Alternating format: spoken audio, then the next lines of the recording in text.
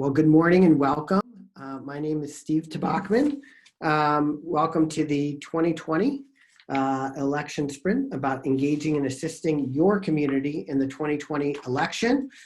We've reached out to a number of you who are leaders within immigrant and ethnic communities across the state of Michigan. This is a webinar designed to begin the process of getting engaged. I, in particular, want to thank all those who have sort of co-sponsored this event.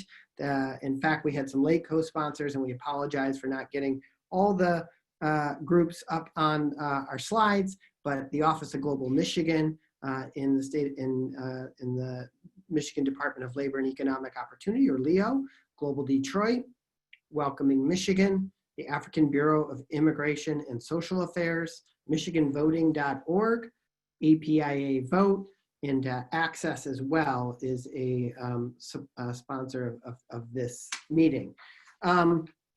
So I just want to let you know that today is designed to let you know that your participation is important in this year's election, to make sure that people have the information that they need and that they can safely and securely vote, and that we really need you engaged to help do that. With this webinar is designed to get you into action.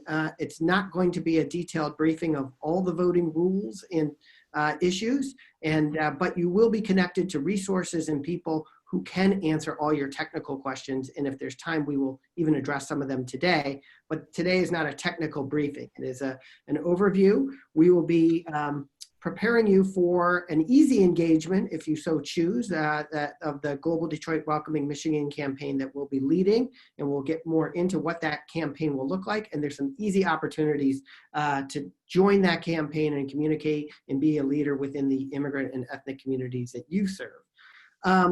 Our role here is as a trusted connector. Global Detroit and Welcoming Michigan, which are now all under the Global Detroit umbrella. We are a trusted connector for immigrant and ethnic serving organizations, as well as for those in the voting rights community to connect with immigrant and ethnic serving organizations. We are not necessarily an expert on voting, although I'm married to one, and she runs her office out of my bedroom. So I get to hear a lot about what's going on with our new rules. We're gonna hear some welcoming remarks from the Director of the Office of Global Michigan, Sadie. We'll hear some welcoming remarks from Sadie of ABISA. And then we're gonna talk about what engagement over the next 32 days might look like for you. Then we'll get a little bit into how you can connect with the expertise that you need if you have any questions over the next 32 days, or you need more technical assistance from Lloyd Atapia at MichiganVoting.org. There'll be time in the end for questions and answers, and we will give you some next steps of what we plan on doing and how you can get engaged. If at any point you have questions, please use the chat function. I don't mind being interrupted if you think that needs to happen as well. We want to hear from you during today's webinar. So we're going to have polling questions. We're going to be engaging you. You will be able to let us know what you think about the issues that you, not the policy issues, but the voting issues that you care about. We're going to see what you're most interested in and want to hear what you are already doing, as well as what you might be interested in doing. Again, you can also continue to chat, and we will use the information we get both through the chat and from the polls that we do. I think we have 3 polls throughout today's meeting in the next hour to engage you. So without further ado, we'd love to hear from Sadie, who's the Director of Global Michigan, which is our state's effort. She'll explain more about what the office does, but while Fairuz and I worked next to each other in the legislature, our offices were, I think, adjacent or 2 doors away. 20 years ago, I guess. We also worked very closely together when she was the director of the Detroit Mayor's Office of Immigrant Affairs, where she was instrumental in creating a municipal ID card, writing a refugee resettlement plan, and other things. And she's been doing exciting work through Global Michigan. Fairuz? Thanks, Steve. It was like 15 years ago, so I just have to throw that out there. And of course, you were a state representative and I was a staffer, so I just want to make that clear for everyone as well. But good morning, everyone. I'm really excited to be here today.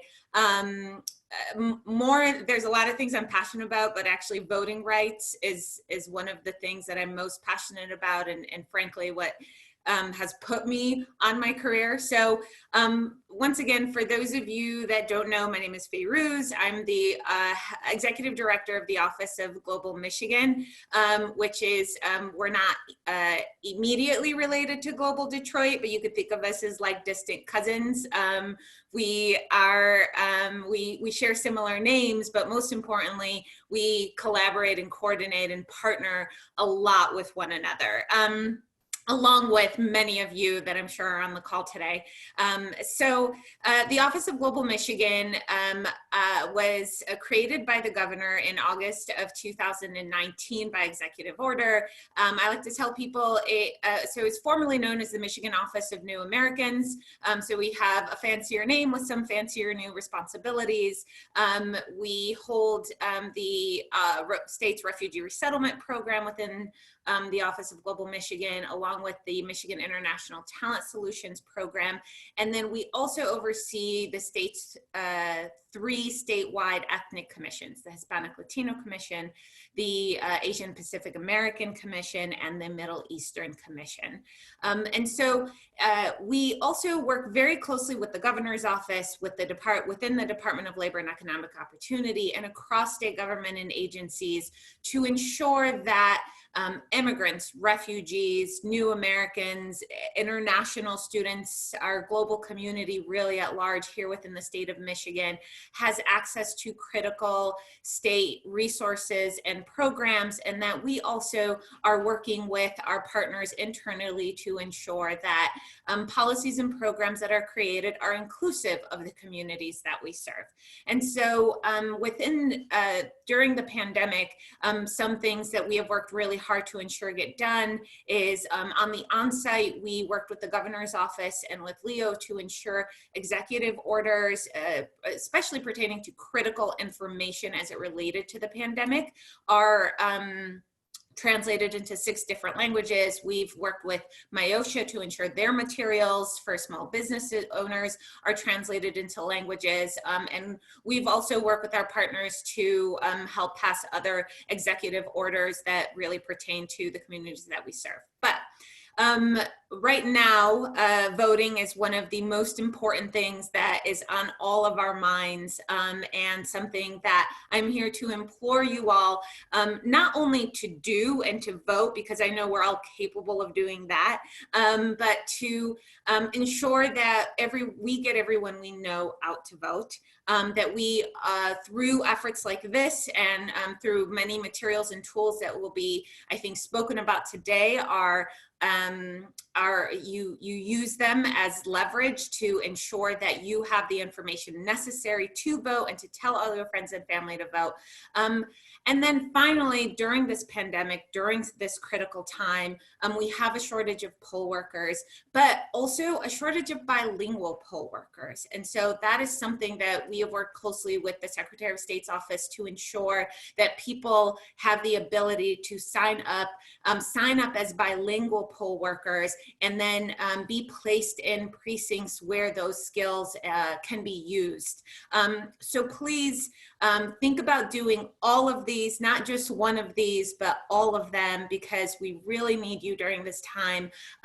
There will be many of us speaking today about the importance of this election and what a critical time that we are in. But my office is always here to continue to work with you all, to continue to partner on all things related to state government, but certainly can help if anyone needs to get connected to the right voting resources. So thanks, Steve, for inviting us, and I look forward to the rest of this session. Thanks, Fayrouz. It's good to see also your, I don't know the exact title, deputy, your predecessor, Karen Philippi, who's my board chair. So of course I have to acknowledge her, and thanks for participating, Karen, as well. Next, we're going to hear from Fatou Sadie Sar. I have been a friend of Sadie's for not quite as long as Fayrouz, but who's doing incredible things with the African community in Detroit in Southeast Michigan. And Sadie is a recent graduate of the Michigan Political Leadership Program. So I thought I'd throw that out there. Sadie, are you there? Yes, I'm here. Thank you for having me. Yes, definitely. My name is Sadie, and I am with the African Bureau for Immigration and Social Affairs.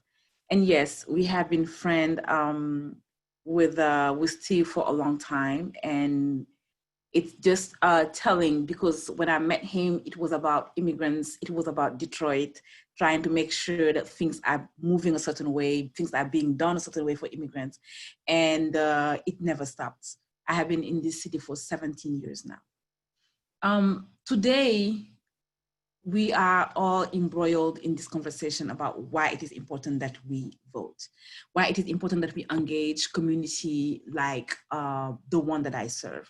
So everywhere around the world, immigrants have moved and migrated in spaces in the search for better places to be. The same thing, somebody would get up and go to California for a better job. Somebody will get up and go to San Francisco for a better pay. Then in our city here, we are the host of a very diverse community. We have a lot of immigrants in the city of Detroit, in the state as well. And most of the time, what we see is that when it comes to voter engagement and civic engagement, our communities sometimes don't feel like they belong, and they don't know their rights, and they don't know what they are able to do and capable of doing, because of obviously the laws of the land are what they are already complicated. Sometimes language can be an issue, and sometimes are we welcoming or not is an issue. For these last two elections, we as immigrants have felt the wrath of the administration. We felt it before, don't get me wrong, but we see how things have been ramped up. And the state of Michigan is also a beautiful state and also a border state. Immigrant communities in a border state have been also very touched and very impacted by the laws that administration have been giving us. So today I'm here to ensure that, like Fairuz said, that my community understand that they have the right to participate, and they can participate in so many levels and in so many ways. Being a bilingual poll worker is awesome. You can definitely, because then you speak the language, you can help somebody else speak the language. If you are not a bilingual poll worker, you can definitely help your community be engaged. You can definitely, go to your auntie's house and order that ballot for her and help her do the research and help her find out how she can vote and how she can exercise that right. Understanding that for us to be able to have a say in how we are being governed, we need to have a say on who is governing us.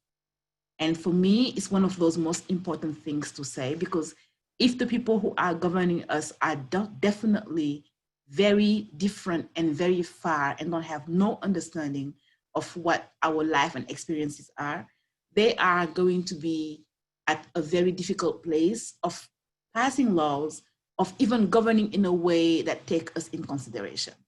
So if you don't have no representation, things cannot be done. It is important to vote so that we can have the resources we need. It is important to vote so that we can ensure that our schools, are governed a certain way and they have the budget they need so that we can give quality education. It is important to vote so that we can decide, how we are funding our communities, where we are funding them, how we're supporting our small businesses. It's important to vote so that we can ensure that our communities continue to receive the funding they need, the support they need, that our communities can fulfill, right, the covenant that they have for us who are living in here. And I think that this webinar and so many more that have been done is important, but I believe also that we have to continue to outreach to the communities that have been left behind or that don't believe that they belong, and tell them that we need their voices, and that without their voices, the little pocket of us who are doing the voting cannot really change what is happening. If y'all left it to the organizers, to the community organizers, to the activists to just do that, it's not gonna change, because we are a very small percentage of the larger community. So everybody's voice is important if we really wanna change things that we do not like. And I know that there is a lot that we have not seen, and there's a lot more to say, things that we do not like. But for me this year, like I said to my people, it's not even about voting for a person, to be honest. These last 4 years, for everybody else, for me especially, have been unbearable. So I'd rather vote for somebody or for the possibility to work and to change things. I'd rather vote for the opportunity to change things. I vote for the opportunity to have a civil discourse and be able to create understanding. I'm voting for the possibility to create change, to conversate. That's what I'm voting for, because I think at this point, that's what we need. So thank you for this time, and thank you for this platform, and hopefully we'll be able to do it again. Thank you, Sadie, and thank you, Fairuz, both for all you're doing. I run an economic development organization who believes that Michigan will be a more vibrant, prosperous state through the inclusion of immigrant and ethnic communities in our economy. And so why are we engaged in talking about voting in 2020 when we certainly have never done that in 2016 or 2012?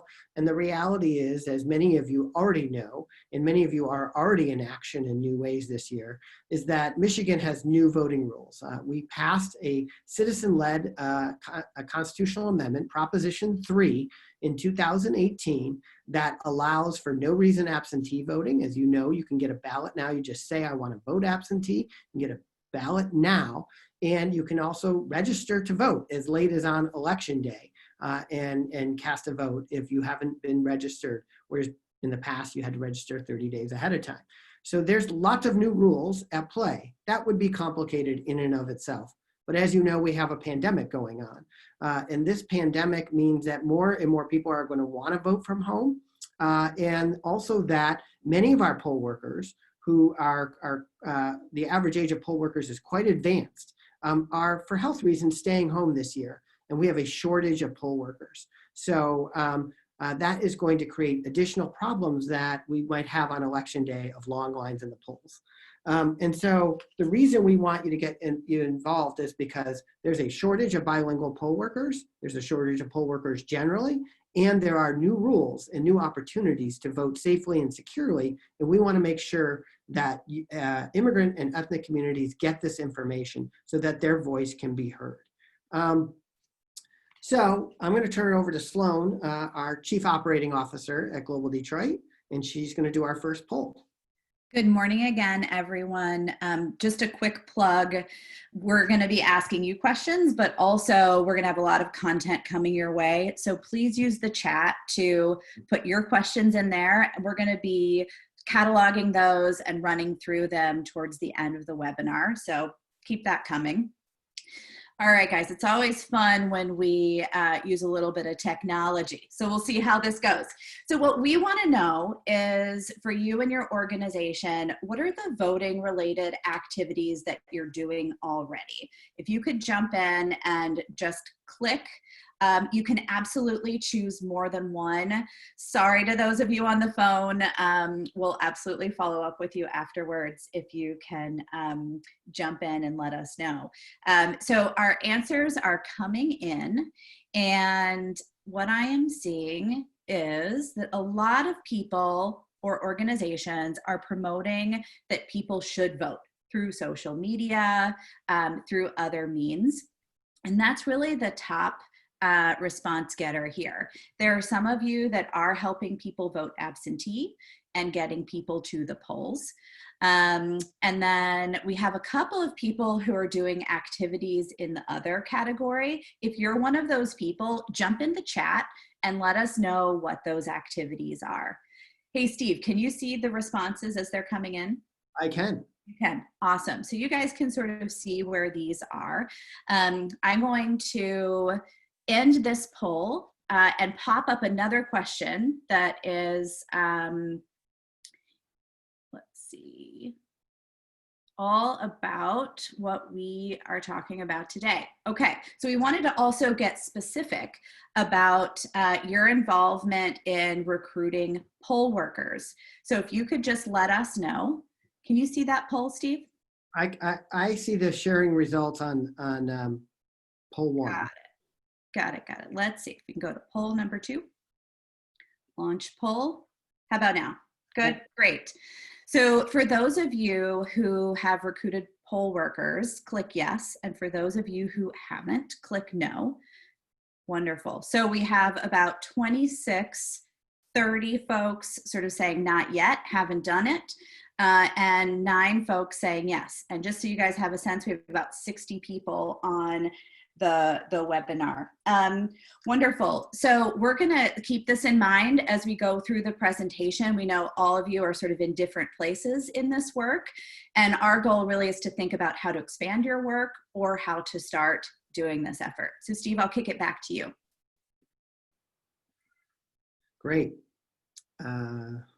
Just share those poll results. So what we wanted to let you know is that many of you work in the nonprofit space. You know, the reason we're reaching out to you is that as a 501c3 charitable organization, you know, we are strictly prohibited from endorsing any candidate for office or any political party whatsoever. But what we can do is promote voting, and we can promote information. And that's within our legal rights. And in fact, some would argue that if our mission is to build an inclusive economy, we need to be advocating for inclusive voting as part of that. And it's really a part of our mission to make sure that we're getting information out to immigrant ethnic communities. So as I said before, this is a special election. It's going to have probably record turnout for America. And there are a lot of issues that impact immigrant and ethnic communities, and we want to make sure that their voices are heard, and we know that there's complicated information to get to them. So what we've chosen to do at Global Detroit and Welcoming Michigan is that there's only 32 days to go. And in fact, I know I just got my absentee ballot yesterday. So for many voters, like, it's happening now. And there's a lot of things that we could be doing and talking about voter registration, all the different rules. We recognize that, and what we learned over the last 6 months during COVID is that we need to create simple, tangible messages that people can understand and can get out to their communities. We need to provide those in multiple languages, and that's what we are prepared to do. So we've decided to focus our efforts over the next 32 days on 3 simple messages. One is recruiting bilingual poll workers. You've heard a couple speakers talk about how important that is. When you go into your poll, if you have someone there who can help you in your own language, that really facilitates voting. It also helps keep the lines down so that we're not waiting around for translators or there's confusion there, which helps everyone vote. Secondly, encouraging absentee voting. We want people to vote safely. We want them to vote early. We want them to drop off, if possible, their absentee ballot at a drop box or their clerk's office. We want them to potentially vote at their clerk's offices to keep the lines down on election day and to be safe, to limit COVID exposure.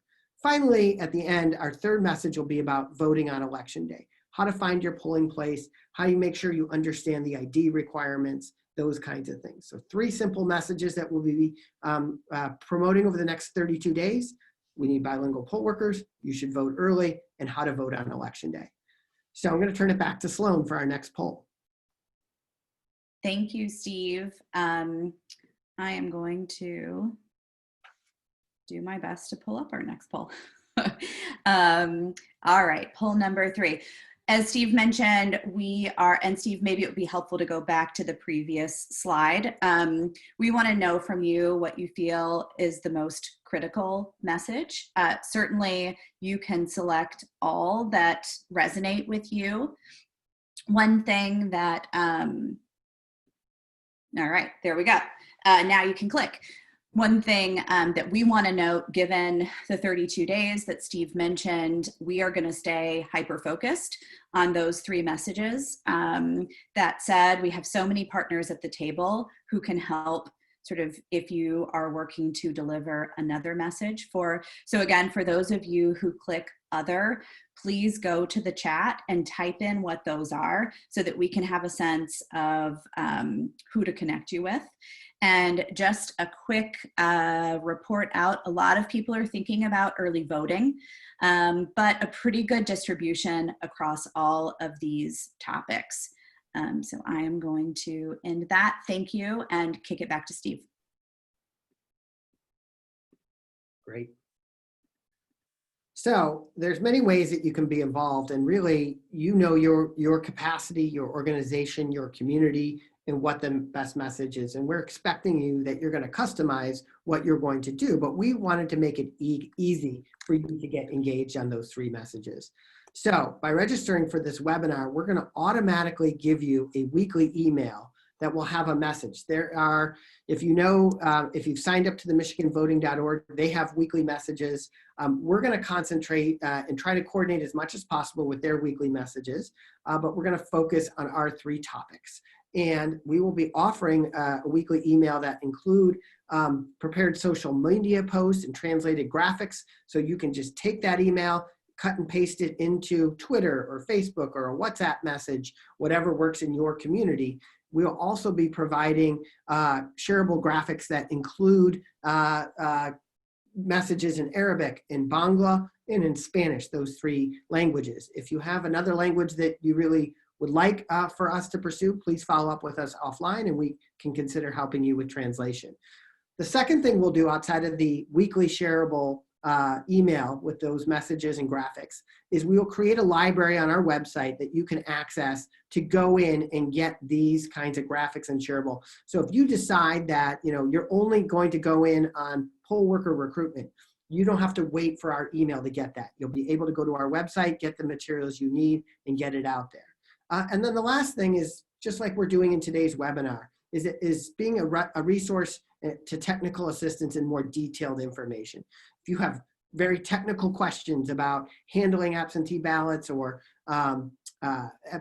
voter applications or helping people register, we can get you connected with the resources that you need to answer those questions. So here's a sample of the kind of social media post that we'll be sending out. This would be, are you interested in helping the 2020 elections run smoothly? Are you bilingual? You can play a critical role in your community to vote. So many of these messages are already out there with the Secretary of State's effort, with the MichiganVoting.org effort, with other efforts. We've taken some of those and added new translations. Some of those we've customized the message for more immigrant and ethnic communities. And then what we've done is tried to coordinate our efforts. So here is a link that is the sign up for MichiganVoting.org, which is coordinated with the Secretary of State's recruitment, and it'll get you in the key to be a poll worker in your community where they need bilingual poll workers. As I mentioned, we're going to be doing this each week. How you distribute them is really up to you. There is a link to the Global Detroit page, but if you go to our homepage, also globaldetroitmi.org, there'll be a link, you'll find it to 2020 election. That will be launched early next week. So we don't have all the shareables on there. We're developing right now. We're translating right now. As I mentioned, everything will be in English, Arabic, Bangla, and Spanish. If you need other language support, please let us know. And this library is going to grow over time. So what is it that we're asking you to do? We're asking you to communicate with your own community. And we're asking you to, if you want, the easiest way to jump into this is to get the weekly email and rebroadcast it or take portions and put it onto social media. Secondly, we're asking you to recruit bilingual poll workers, whatever that takes, whether that's one-on-one conversations, whether that's hosting your own webinar, and we can support you on that. And we just ask you to get involved. It could be whatever works for you. There are print materials, voter guides in translated languages. There are posters that you could put at your mosque, that you could put at your church, that you could hang up at restaurants in your community. You could be assisting prospective voters, or you could do a deep dive into one of these messages. You could write an op-ed into your local ethnic media. Make sure that the Arab News and Latino Press and Korean Weekly have information that they need to connect with your community. So I'm going to turn it back to Sloan for our third and final poll. Steve, we're going to hold that poll till a little bit later, but now is the time where we wanted to just check in with you. So Steve sort of explained what it is that our partners will be providing and how you can get involved.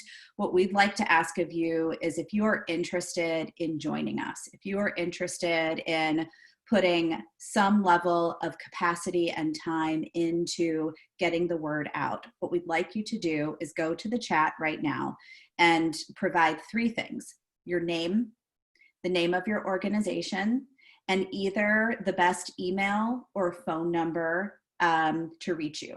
So what this is going to do for us is it's going to trigger us to follow up with you and get a sense of sort of what it is you're able to do. And in some cases, we would love to have one-on-one discussions with you probably next week to see if we can help you navigate any challenges. The more people who can join in this effort, the stronger we're going to be in reaching ethnic communities and getting the word out. So I see some people are jumping into the chat, and we would just love to have you join us. Just so you know, the chat, sort of like entering your information, is just going to trigger us to follow up with you, and we can get more clear about exactly what your involvement means.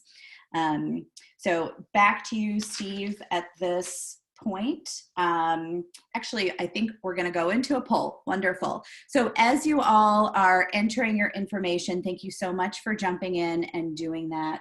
I'm going to try to get us to poll number 4, our final poll of the day. So what we're trying to do is just get a sense of the support and resources you need to either start this work or expand the work that you're already doing. What are those tools that would help you advance? Click more than one. These are sort of all the offerings and more that we're thinking of right now. And once again, for those of you who click other, we'd love for you to jump into the chat and let us know sort of specifically what it is that you're thinking about. Our goal is really to get you guys up and running in the best way possible.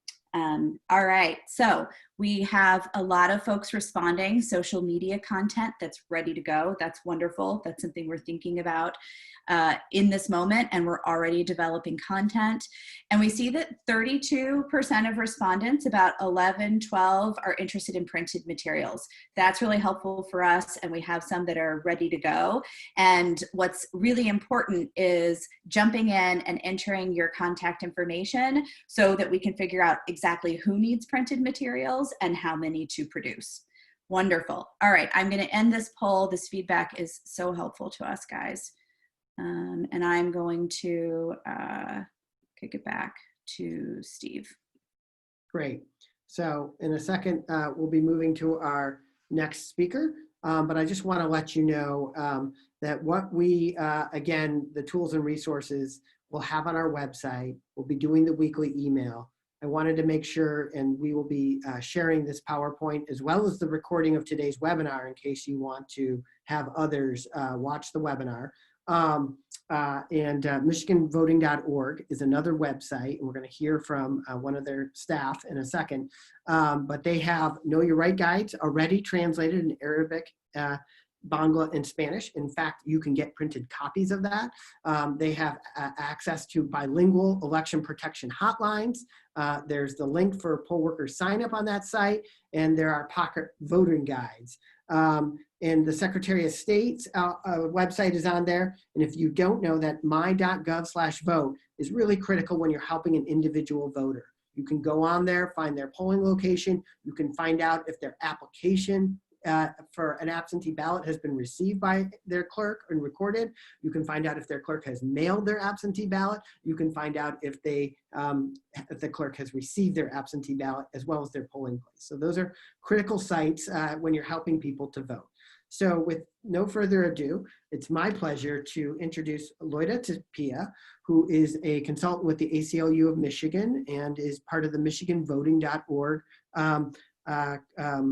collaboration. She is a voting rights expert. She used to work at the Secretary of State's office until this election cycle. And so I'm just going to turn it over to Lloyd and advance the slides as she tells me to. Hi, thank you so much. Good morning, everyone. It's so good to see so many familiar faces. And for those of you that don't know me, my name's Lloyd Atapia. As Steve mentioned, I'm with the ACLU of Michigan working on MichiganVoting.org, which is a nonpartisan organization, collaboration really, where we, after the 2018 election, when Proposals 3 passed, which were all the new voting rights laws, the coalition that really put forth Proposal 3 and got Michigan voters to pass that thought that we needed an opportunity to educate the entire state on all of the new voting rights laws. And that's where we created MichiganVoting.org. So it's really creating a voting system that works for everyone. And so it's been great leading this effort.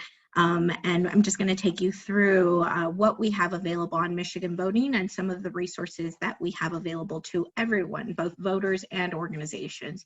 So Steve, if you want to click on the next slide. Know your rights. You can go to the next one.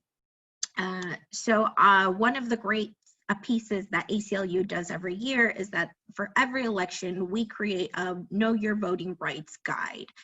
We currently have that available both electronically and hard copies. If you go to our website on the main page, you'll see Know Your Rights. You can download your voting rights guide in English, Arabic, Spanish, and Bangla. And so we're really excited to have, just on the main front page, you can see all of the resources you have, from registering to vote before Election Day. So right now, voting is possible starting on September 24th, which was just last week. You can go to your clerk's office, you can go to a satellite office and vote. Register to vote if you're not registered, and vote. You can sign up to be a poll worker. As Steve and others have mentioned, we are in need of bilingual poll workers, and we are collaborating with the Secretary of State to provide poll workers across the state. We need to recruit 5,000 poll workers across the state, so we're working really hard to get to that point. Know Your Rights, and under the resource tab, we have shareables. So there's videos on how to vote, on how to register to vote. There's videos and graphics that you can pull and send directly on Twitter, on Facebook, on Instagram, and share with your network. And then what you see across the top is Nonpartisan Election Protection Hotline. We are running a statewide election protection hotline to ensure that voters get all the information we need. I will tell you personally that we have seen a tripling of calls coming in from across the state. Usually at this point, we're only getting maybe 10, 20 calls a day. I can tell you that yesterday we got over 90 and close to 100 calls, and we are more than a month out from the election. So that means there's interest, but more importantly, that means that there's a need to answer questions. And I expect all of you to become voting rights experts and be able to share that information in your community. And if you don't know and you can't answer the question, you have a voting hotline that you can send people to, or you can send them directly to questions@michiganvoting.org. So Steve, if you want to go to the next slide. So on michigan.gov/vote, which is the Secretary of State's website, you can register to vote, you can apply for your absentee ballot, you can check your voter registration, you can confirm and change your voter registration address, you can find out if your application for an absentee ballot has been received, if your ballot has been mailed by your clerk, and a completed ballot has been received by the clerk. So once you mail it or drop it off in a drop box, your clerk has to check off that it's been received, and you can check the statuses of your ballot as it changes on michigan.gov/vote. You can find your polling location, you can view a sample ballot, and you can find your clerk's office phone number and hours. You can go to the next slide, Steve. So this is what we've done in order to make language access available across the board. We knew that the three main languages needed in Michigan were Arabic, Spanish, and Bangla. And so we've been proactively translating everything that we produce in English to have it also available in these other languages. We're happy to translate other in other languages as well. I've seen in the chats that you need some things in French. So I'll connect with Steve and the rest of the folks at Global Detroit so that we can figure that process out. But as you can see, we've tried to create as much of this information available in other languages. You see that our ads are available, and with poll worker recruitment, because we're having such a big effort to recruit poll workers, especially in other languages. I can tell you as a daughter of immigrants that my mother voted for the first time in the 2012 election after becoming a US citizen, and she was very proud to vote in that election. But most importantly, voting in her community was really big to her. And the fact that she can go into her polling location, and I'm from the south side of Chicago that has a very large Mexican immigrant community, and most of the poll workers there are her neighbors, are people from her community. And so to have people that speak your language, that are able to walk you through the process in your native language is huge. I've worked with many of the groups that are on here. I have to give a shout out to API Votes, who has been going to naturalization ceremonies and registering voters. They registered over 10,000 new Americans last year, and that's something to be really proud of, the work that's already been ongoing and existent across the state. So thank you, Rebecca, and your leadership for doing that. We can go to the next slide, Steve, but it's important to continue to take action and be a part of this process. You can go to the next slide. So what we expect you to do, we expect you to share the hotline. We have assistance available in English and Spanish, in Arabic, and many other Asian languages, Bangla, Cantonese, Hindi, Korean, Mandarin, Tagalog, Urdu, Vietnamese, and those are all available not only on our website, but we have small little takeaway cards that you can offer and provide, you can share, but we want to ensure that voters are getting the right information, and the best way to direct them if you can't answer their question directly is to have them call the hotline. You can go to the next slide, Steve. So important dates to keep in mind. Steve went over these. Right now, you can vote. Voters can print and submit paper applications for absentee ballots for the November 3rd election.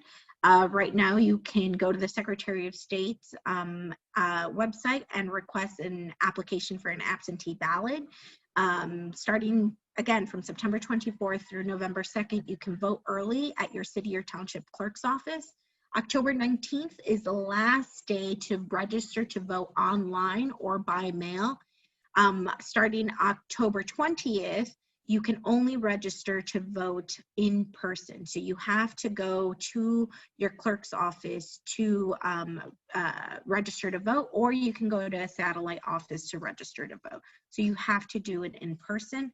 And then there's office hours the weekend before. So the weekend before the election, clerk's offices must be open for at least 8 hours. I've been hearing some really great news from other clerks that are going to be opening for much longer than those 8 hours. So it's really important to go to michigan.gov/vote to find out the hours of services for your clerk and when they are open.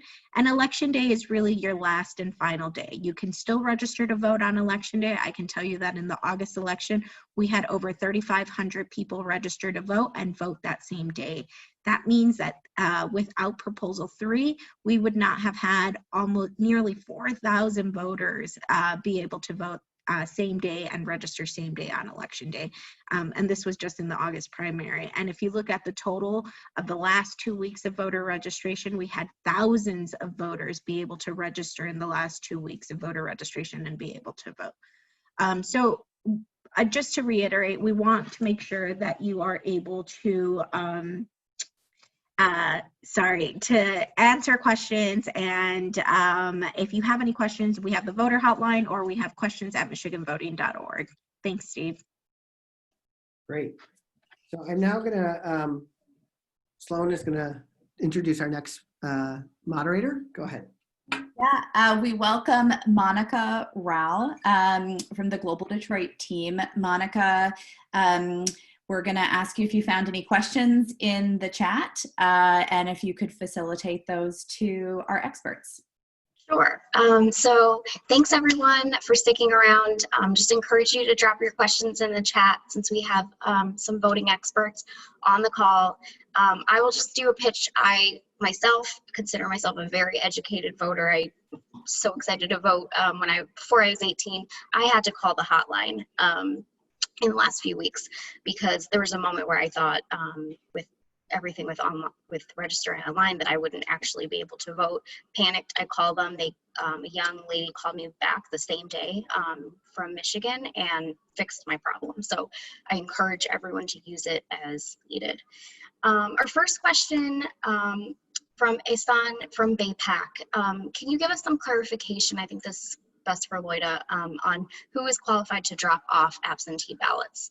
I guess that means if you didn't fill it out, someone else filled it out, and then can they drop them off? Yes, so only an immediate family member can drop off an absentee ballot. If you are a person with a disability and you need assistance with that process, you can call the 866 voter hotline. So it's 866 our vote. But for the majority of people, it's their immediate family member. You cannot have, if you need assistance at the polling location, on the day of the election, you can request that assistance. And again, you can receive assistance from anyone that comes with you, unless they are your direct employee or someone that you work for. So you cannot have your employer or union member come in with you to assist you with voting. But other than that, you can receive assistance at your polling location, and you can receive assistance in dropping off your ballot, but it has to be an immediate family member. Thanks. If you have any follow-up questions to that, drop them in the chat. From Amber, which I think great, would also go to Lloyda. If I received an absentee ballot, but now I'd like to vote in person, do I bring my ballot with me to the polls, or can I shred it at home? Please bring it with you. It's much easier if you bring your ballot with you. So if you've requested an absentee ballot, you can still vote in person. That is not a problem at all. You will just bring your ballot with you. If you've lost it or it's been damaged, that's fine. You will still come to your polling location. You will explain it to the poll worker. If you have your ballot, you will surrender it. You will sign a document saying that you've surrendered your ballot, and then they'll just give you a new one and you'll vote in person. So it's not a problem at all, but if you have it, bring it with you. If you don't have it, that's still okay. You can still vote on election day. And if you have any problems at polling locations, you can call our 866 voter hotline, because on election day, not only will we have the hotline running, but we actually will have attorneys go out to polling locations if there is something that happens that is preventing you from voting. We will ensure that there's an attorney there to advocate for your voting rights. Thanks. What does language access look like on election day for non-major languages? Are there phone interpreters available, or printed and online materials? So the printed and online materials that are available is what we have on michiganvoting.org. We can, if additional materials are needed, that's something that we can discuss. And Sloan and Steve, we can figure that out if there's a bigger need for that. But if you, like I said, if you need any assistance at the polling location, you can bring someone with you that speaks your language and can help you translate, especially if it's not one of the key 3 languages that we know will have slightly additional assistance within those languages. But even if you speak Spanish and there's no one at your polling location that speaks Spanish, you can bring someone with you. Same with Arabic, Bangla, or any other language. So if it's not provided for you, that it's something that you can bring. The voter hotline is also available if you have questions on election day, and we have those available in other languages as well. So you can go to michiganvoting.org to see all of the language and voter hotlines that we offer. From Fairuz, when does in-person early voting end? So that is the day before the election. So on Monday, October 2nd at 4 p.m. is the deadline. So you have to vote via an absentee at your clerk's office or at a satellite office by October 2nd at 4 p.m. After that, you will be able to vote on election day at your polling location. If you... Can I interrupt? You've said October 2nd about 3 times. You mean November 2nd, right? I mean November 2nd. I'm sorry. Today's October 2nd. So clearly I'm thinking about today. November 2nd. Yes, at 4 p.m. I'm sorry. Thank you, Steve, for catching that. November 2nd at 4 p.m. Clearly, I already want it to be election day. But November 2nd at 4 p.m. is your early voting deadline. You can vote at your clerk's office or satellite office. On election day, you will have to go to your polling location. But if you are not registered to vote or your voter registration is for another address, you will have to go to your clerk's office, register to vote or update your voter registration, and you can vote at your clerk's office, but it's only for people that need to register to vote or update their voter registration. You cannot go to your clerk's office to vote on election day. You have to go to your polling location.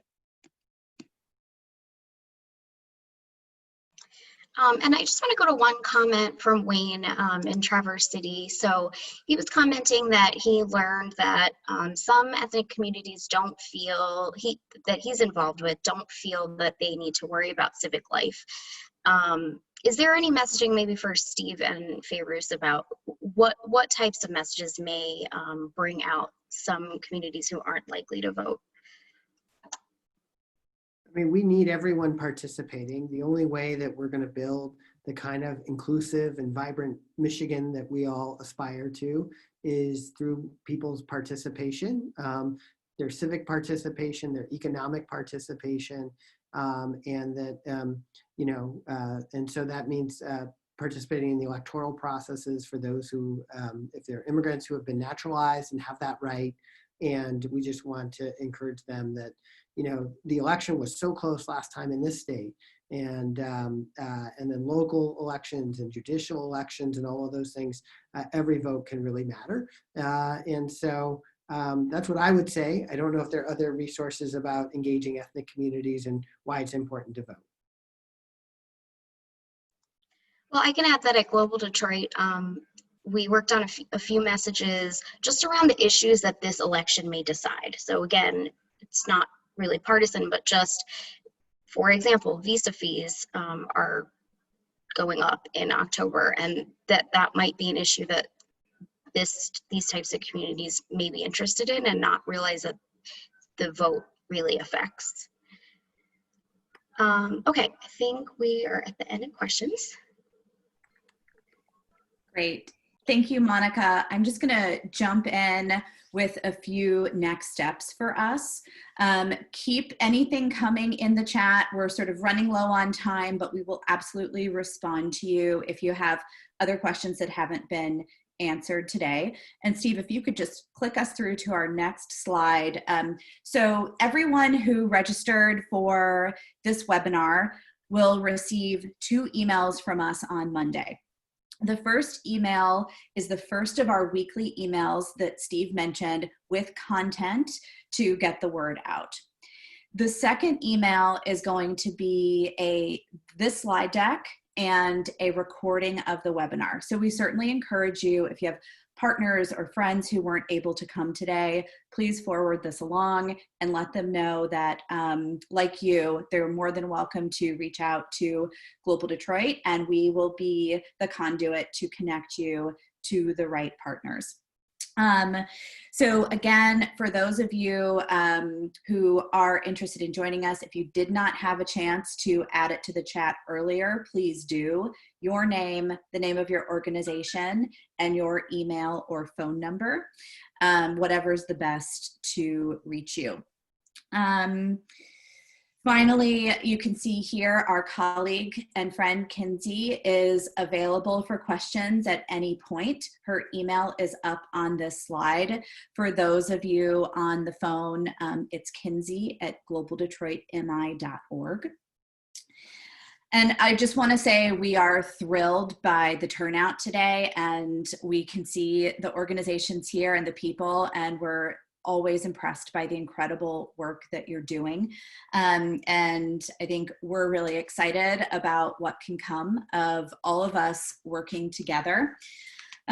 So we just want to push along over the next 32 days and get this stuff going. So I'm going to just pass it back to Steve for a last closing remark, and just wanted to thank you again for your time this morning. Just to sum up, we wanted to pull this webinar. We know many of you are already highly engaged in this work. It is we have new voting rules this year. There's a pandemic going on. There's a lot of information, as you can imagine, to get out. Over the next 32 days, you'll be getting emails from us about getting bilingual poll workers, voting early, and how to vote on election day. And we hope that you'll do everything you can to help spread those messages. We'll make them very digestible. And if you have anything that you need, follow up with us. We can help you get connected. I see Bilal Hamoud from the Secretary of State's joined us. He's doing a variety of outreach events. We will promote those as we get more information. But folks like Lloyda and others, we can connect you. And thank you for your participation. And thanks for what you'll be doing over the next 32 days. Thank you all so much. We look forward to working with you. Steve, I still see a couple of questions that need to be answered. So let me know how you want to go about that. Yeah, I mean, people can feel free to sign off. Lloyda, if you want to just take some of those. Sure, I can stay on for a couple of minutes. So Natalie asked about the ruling on postmark deadlines. So yes, currently we are looking at the ruling on postmark deadlines at the ACLU, and what that means. We are still messaging, and we need to continue to message that you need to get your ballots in early. Our last recommended date to mail in ballots is October 20th. You don't want to mail it in after October 20th. You want to drop it off either at a drop box, at a satellite office, or at your clerk's office in person. If you need assistance in dropping it off, you can have assistance by having an immediate family member drop it off. So you can also call the 866 Our Vote hotline, but we want to continue to encourage, just because we're not sure what will happen with the ruling. It could change. And so we don't want to give a false hope that votes will be counted. Those ballots need to be postmarked by November 2nd anyways, so the day before the election. And so they even if they get in after the election, if they're not postmarked by November 2nd, they won't be counted. So just to answer that question, let me see if there's any other questions. Seems like folks might have jumped off. I do want to just add, I put it in the chat, that bilingual poll workers will be paid. It can be quite lucrative. It's actually, many communities are paying $175 or more. It depends on which city they're working in. You do need to be bilingual. You have to be able to talk in English and the other language. You can be a poll worker in English anywhere, but you can't, if you're not fluent in English, you can't be a poll worker. And get paid. All poll workers are paid, right? Or are you saying it's, yeah? Yeah, absolutely. So you can just be a poll worker in English and get paid as well. You do need to be available all day. It's not you can't just check in for 8 hours. It's a long day. You have to get trained, and the links that we've given you will get you also access to additional training and preparation that you may need. So it is a great, it can be an economic opportunity for so many immigrant ethnic communities that have been devastated by COVID and the economy and the shutdown of service industry jobs. It's a good day's worth of work. Right, and I will just add, at the Secretary of State's end, we are making sure that you're getting placed where you'll be most beneficial to the communities that speak the language that you do.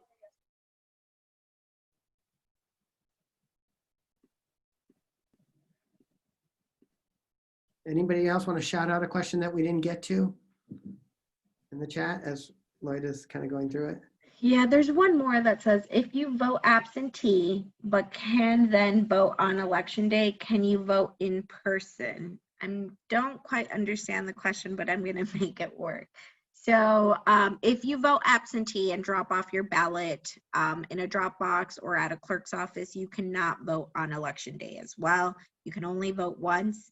So, but if you request your absentee ballot and decide you don't want to vote via absentee, you can go on election day. And as I said earlier, you can surrender your ballot if you still have it. If you don't have it, you will just need to have to sign an additional document, and you'll be given a ballot to vote on election day. But yes, no, you cannot vote twice. You cannot vote via absentee and at your polling location.